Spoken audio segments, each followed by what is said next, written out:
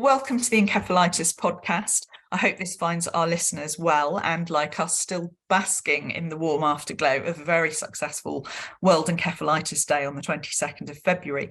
We are very grateful to everyone for their support on our annual awareness campaign, which reached, and I found out this morning, so this is a spoiler alert, we reached 111 million people in 2023, which is double that which we reached the year before.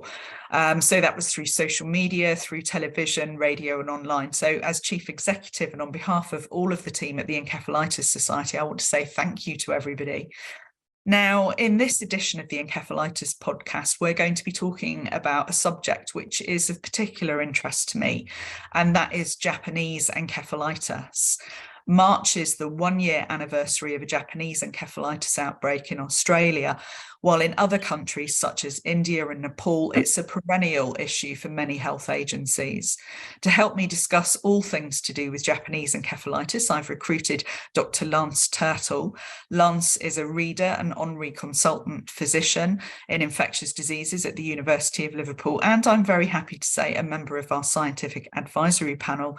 He's also a global light in the study of viral diseases and vaccines, and particularly Japanese encephalitis. So he's absolutely the right person to speak to on this topic. Welcome to the Encephalitis Podcast, Lance.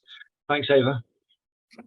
Hi. Well, look, we'll launch straight in. Sure. First, some of our listeners may not be familiar with Japanese encephalitis. Can you give us an overview of the infection, where it's found, signs and symptoms, and maybe how it's transmitted? Yes, yeah, sure, yeah. So Japanese encephalitis is a disease that's caused by a virus, and that virus is spread to people by the bite of a mosquito. And the virus is found in much of South and Southeast and Eastern Asia. So although the name might suggest it's got something to do with Japan, that the name given to the disease, which is not uncommon for some diseases, it's named after where it first occurred. So there is actually very little Japanese encephalitis in Japan now, but the virus is found throughout many parts of Asia, South and Southeast Asia. So there's something like probably 2.5 or 3 billion people living in areas which are susceptible to Japanese encephalitis. So it's caused by a virus. The virus is called Japanese encephalitis virus, logically enough.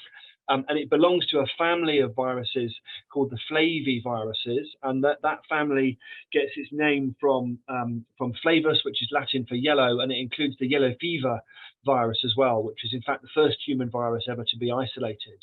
And these are all viruses which are spread from or to people by mosquitoes, and they are spread from either animals or people depending upon the virus. So in the case of Japanese encephalitis is rather unusual, as it does not spread from person to person. What it does is it spreads from birds. It's naturally a virus of birds, and it spreads from birds to people through the bite of a mosquito. And it can spread through an intermediate host or amplifying host, which is often a pig, although can be other domestic birds. And what happens is that because mosquitoes don't fly very far in their entire lifetime, the mosquitoes that bite birds may not be the same mosquitoes that bite people. But if you keep pigs, then what that does is it brings a reservoir of virus closer to people. So pigs can become infected by Japanese encephalitis virus, but they don't get ill, although you can get abortion actually in pregnant sows. But what they do is they do have enough virus in them to be onwardly infectious to the mosquito. So that brings a reservoir of virus into closer proximity to people, because the kind of wild wading birds that are the natural hosts of Japanese encephalitis virus, they don't come very close to people. But people don't have enough virus in them to transmit onwardly to mosquitoes. So mankind is a kind of dead-end host. It's like an accident almost for the virus to get into people. So that's where it is, and how it transmits and how it infects you. And can Japanese encephalitis be prevented? It can be prevented, yeah. So, I mean, obviously, if you prevent mosquitoes biting you, that will prevent transmission. That's very difficult to do in practical reality in, rural Asia, for example. But if you live in a more developed setting, then especially during seasons of transmission, then it is a bit more practical. If you live in a house where you can keep the windows shut and things, or you can wear mosquito repellent, you can prevent it. And there are vaccines available as well. There are several vaccines available, and they're all effective in preventing the disease. How safe are those vaccines? The vaccines are extremely safe. I mean, the vaccines are not used in large numbers outside Asia. Within Asia, there's been a Chinese vaccine used a lot, which is actually not really available outside Asia. So the vaccine which has had the most sort of clinical experience won't be available to people unless they're residents of those Asian countries. But there are a couple of vaccines on the international market which are both extremely safe. There used to be a vaccine which was made from mouse brain. And that was associated with some adverse events, but that's been phased out now. It's been replaced by two different vaccines, which are both sort of basically tissue culture, laboratory grown virus, which is then inactivated. And those are extremely safe. I mean, I'm not aware of any serious adverse events that have occurred with those vaccines. They're called Ixiaro, is the one that you would get in Europe. And in New Zealand and Australia, there's one called Imojev. I mean, neither of those vaccines have been used in very large numbers of people, like millions and millions of people, but they've certainly been used in tens of thousands of doses, and they're extremely safe. And how long does immunity last for someone who's been vaccinated? So, I mean, that's a good question. I don't think we really truly know the answer to that. In endemic areas, you give one or two doses of vaccine, depending upon which vaccine you use. And that's usually enough. But in endemic areas, people are constantly re-stimulated with the virus because they're exposed, like throughout much of their childhood, for example. In travelers, then if you have two doses, then within about a year, antibody levels start to wane. And the recommendation is that you then have another dose after 1 year. There's no real recommendation after that. It's probably the case, like it is with a lot of these things, where if you have some immunity, that's probably enough. And actually, if you've had 2 or 3 doses of vaccine, you probably don't need another, and you'll mount a faster immune response should you become infected. I should point out that Imojev, which is the vaccine available in Australia and New Zealand, is a single dose. And Ixiaro, the primary course, is 2 doses. But in fact, I mean, most people that get infected will fight it off themselves and never know they're infected. So a number of people in rural Asia, the number of people who get infected for every case of disease is about between 300 and 1,000 to 1. So the vast majority of people are not going to get sick anyway. What vaccination does is it takes that small number of people who are susceptible and it turns them into people who become infected without knowing and never get any disease. So some people can, if I understand you correctly, can get Japanese encephalitis virus, but actually not become very poorly with it. It's only a small number of people that will become very poorly. Correct. Yeah, nearly everyone.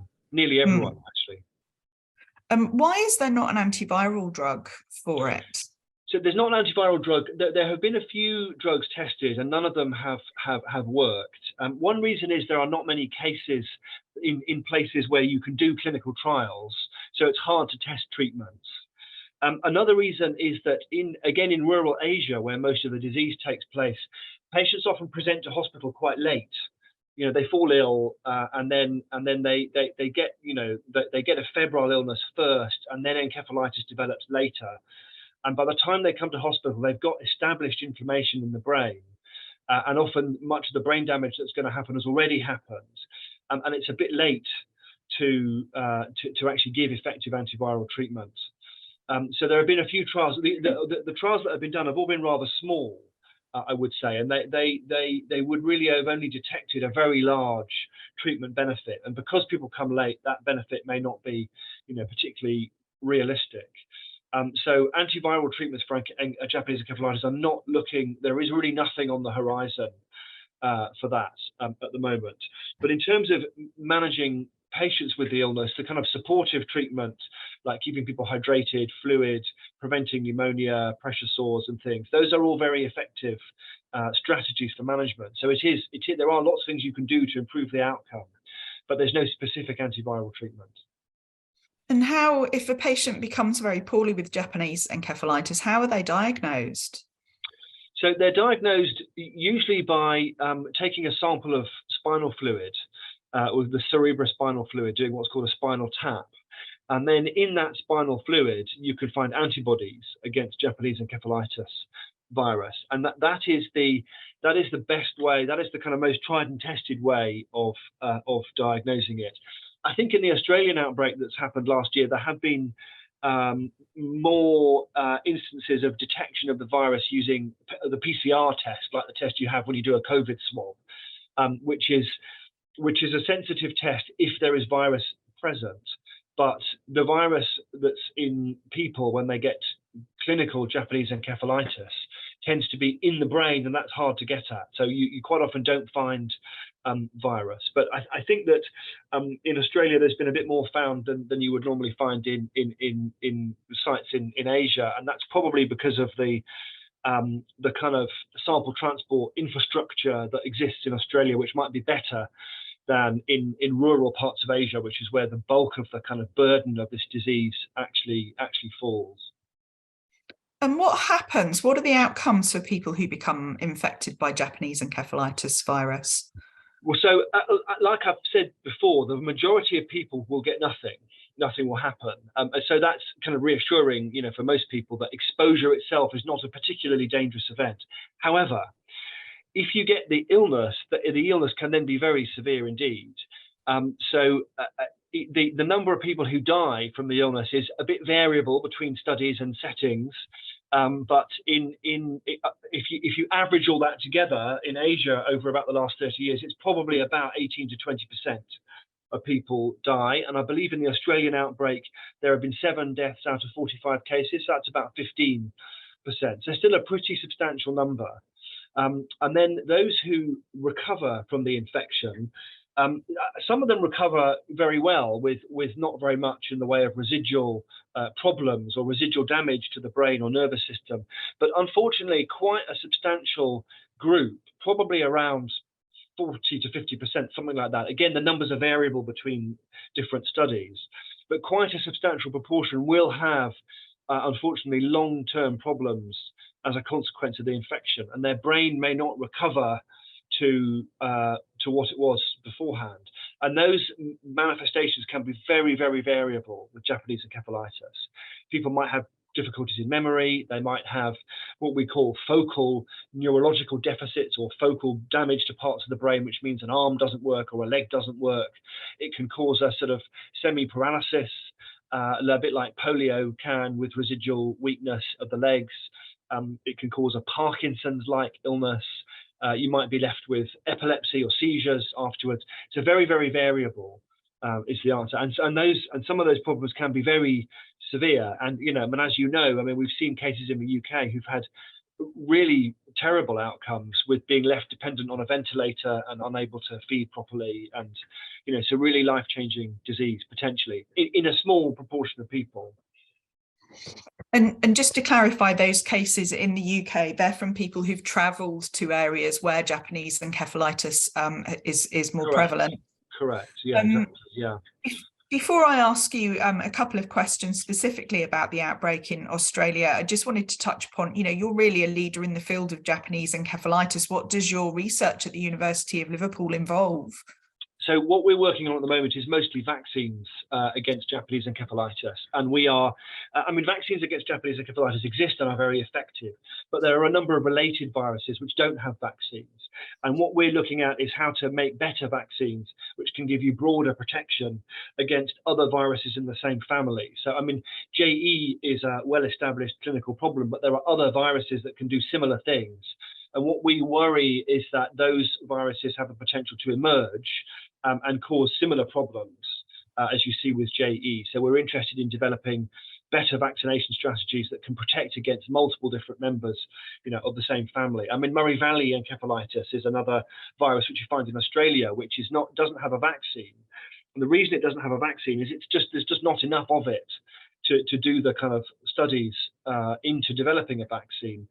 But for those people that get it, it can still be devastating. So we're interested in trying to develop strategies of vaccination where you can cover more than one virus at a time, and therefore you can develop something that might be useful to those people that get relatively infrequent diseases of the same kind of family of Japanese encephalitis.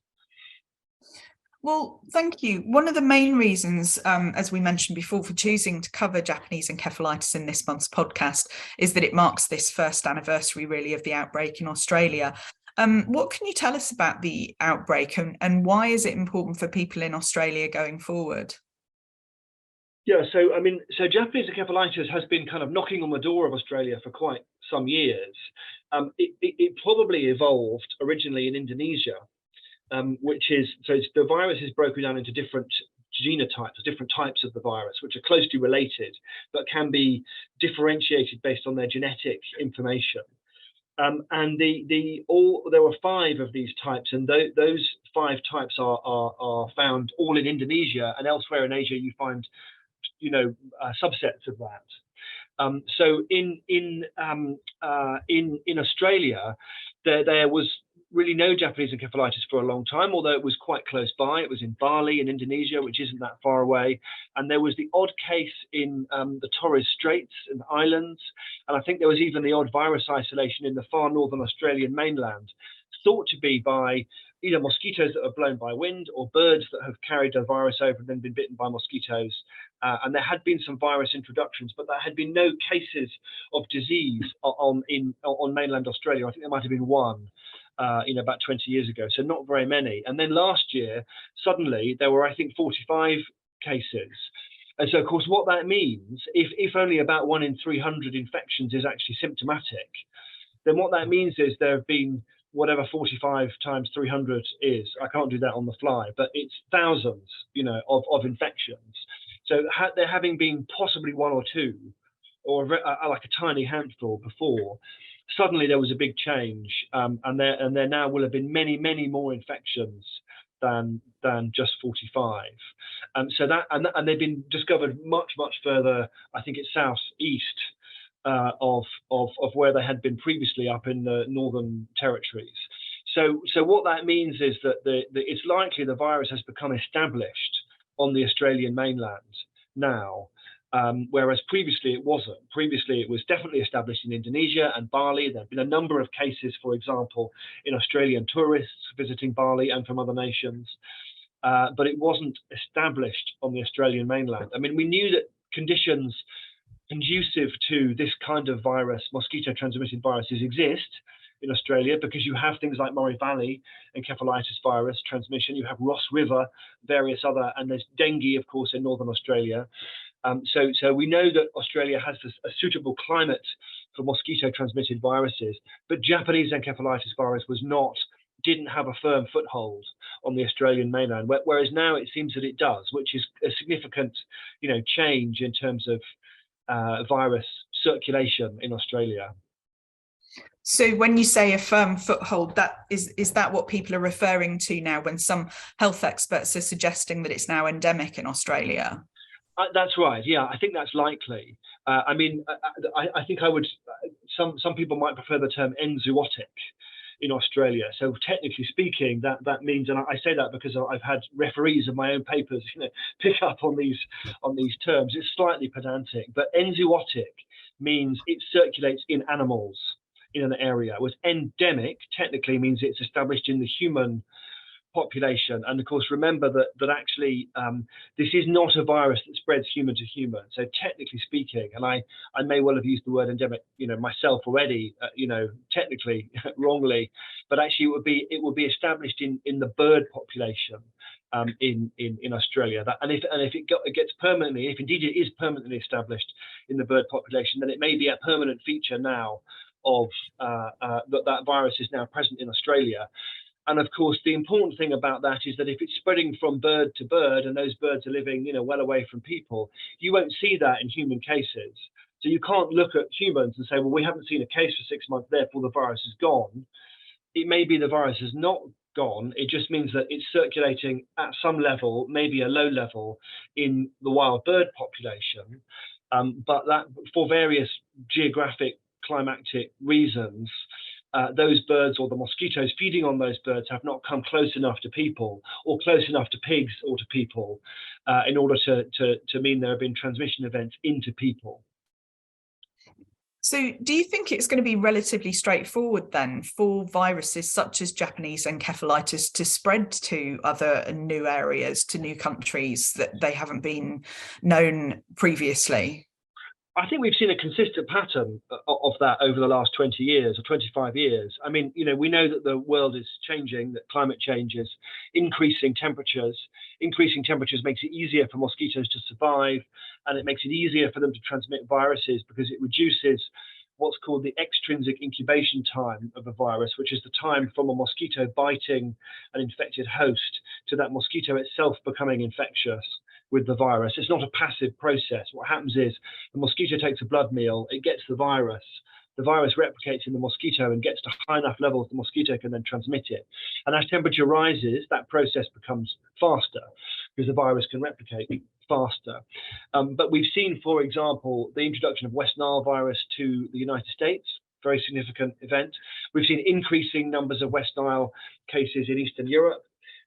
We've seen a big explosion in dengue cases in Europe last year. We've seen transmission of dengue virus in Europe on a few occasions. I mean, that has happened in the past, but it's happened a lot more recently. We saw the emergence of Zika virus in the Americas in 2014 and 15.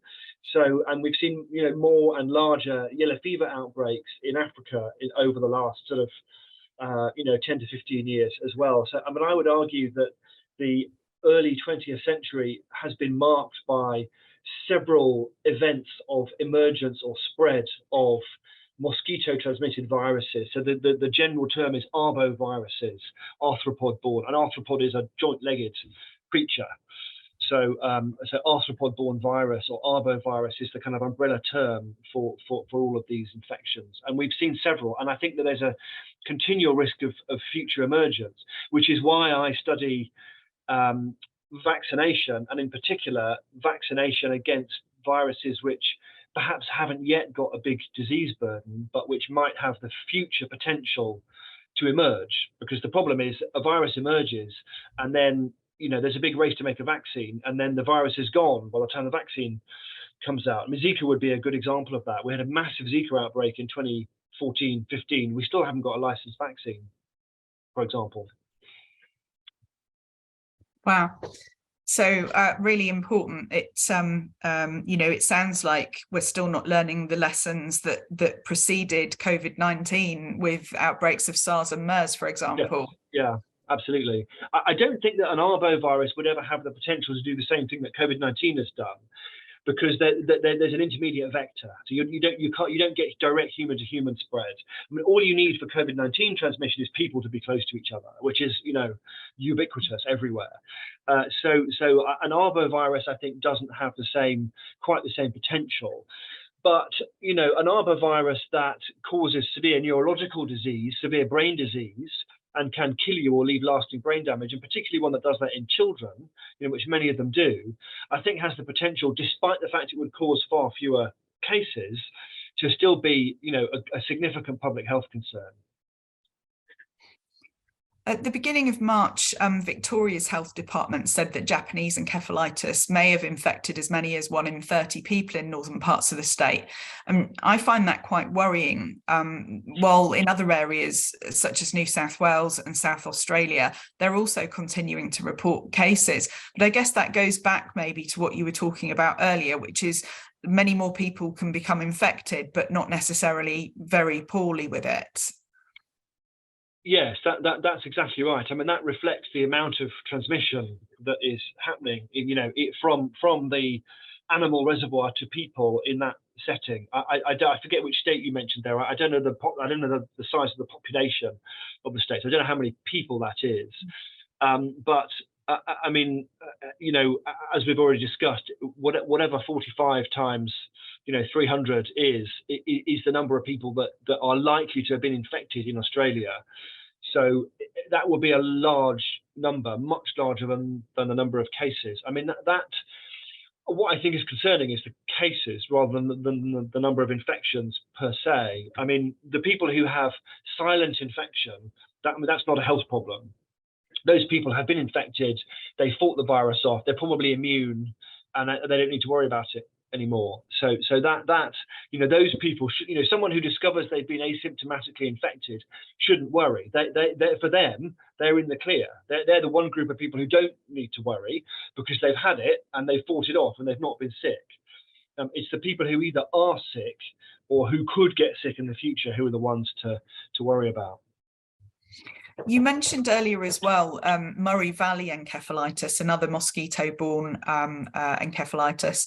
I mean, what can or what are the Australian authorities doing to combat mosquitoes going forward? Is that an option in dealing with Japanese encephalitis and Murray Valley? It's a challenge to do that. I confess I don't know the details of the Australian public health response to some of these infections. I mean, Murray Valley has been there for many, many years, but in a very low number of cases. And I think that, a large public health response to a low frequency infection, even if that infection is very devastating, is still, it's not a particularly cost effective thing to do. And there are other forms of encephalitis, as you well know, which are probably just as damaging or more in the Australian population, like herpes simplex, which is globally the kind of most frequently occurring kind of encephalitis.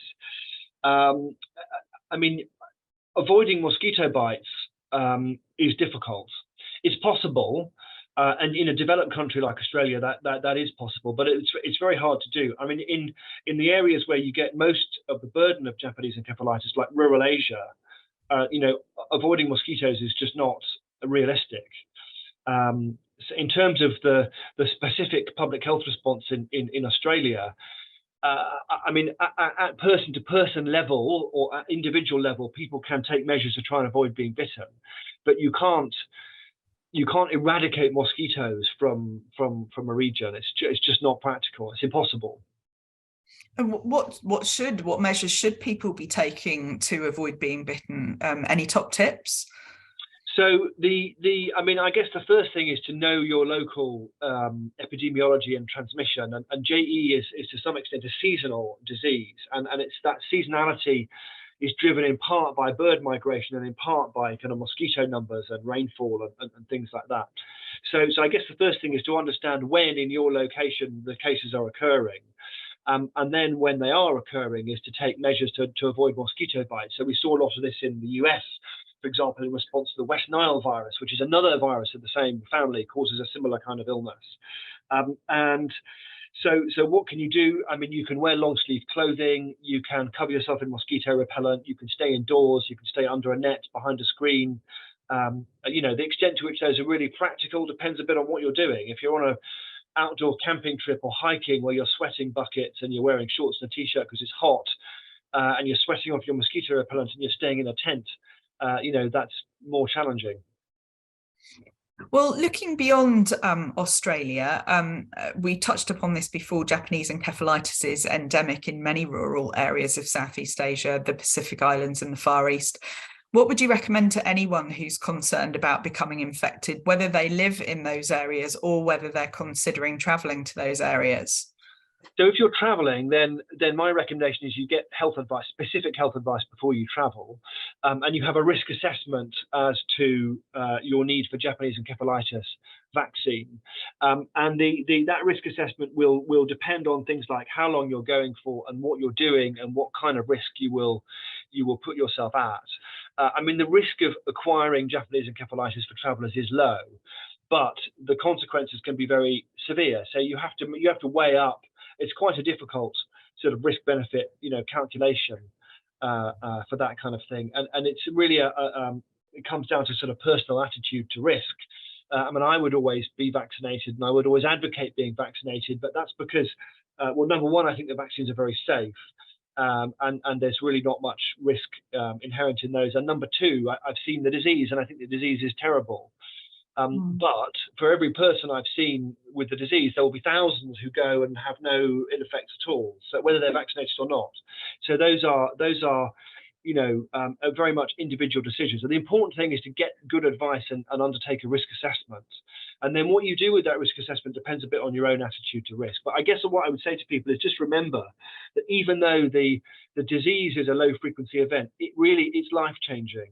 If you have a kind of high flying intellectual academic job and you get Japanese encephalitis, your life as you know it will be probably forever changed, I think, even though that's a low chance event. So you have to weigh up this difficult equation of a very severe disease versus a relatively low chance of developing it.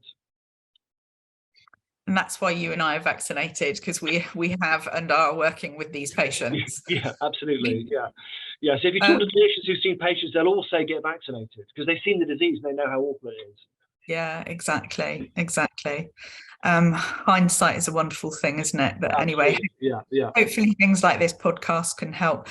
Look, we're at the end of this podcast, and I will bring it to a close, as I always do, by asking you if there's anything else that you'd like to say or discuss or wish that I'd asked you. No, I don't think so. I don't think people should be unduly worried. It's the number of cases is small, compared with the whole Australian population, and travellers probably need to worry even less. But it's I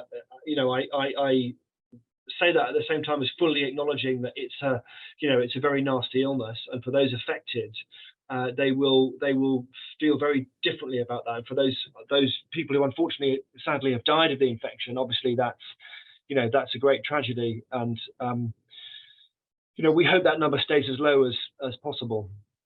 Yeah, and as you and I both know, also the profound impact on the families of people that have been affected by Japanese encephalitis. Yeah. Absolutely, yeah. Well, look, on that note, thank you, Lance, for taking the time to join us on the Encephalitis Podcast. And of course, thank you as ever to all of our listeners of the Encephalitis Podcast. As ever, the Encephalitis Society remains at your service. So if you need any support or information, our teams are always there for you. You can go to encephalitis.info for contact details or to chat online.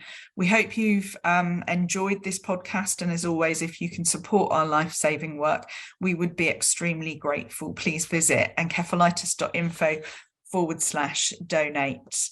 And we'll see you on the next Encephalitis podcast in around about a month's time.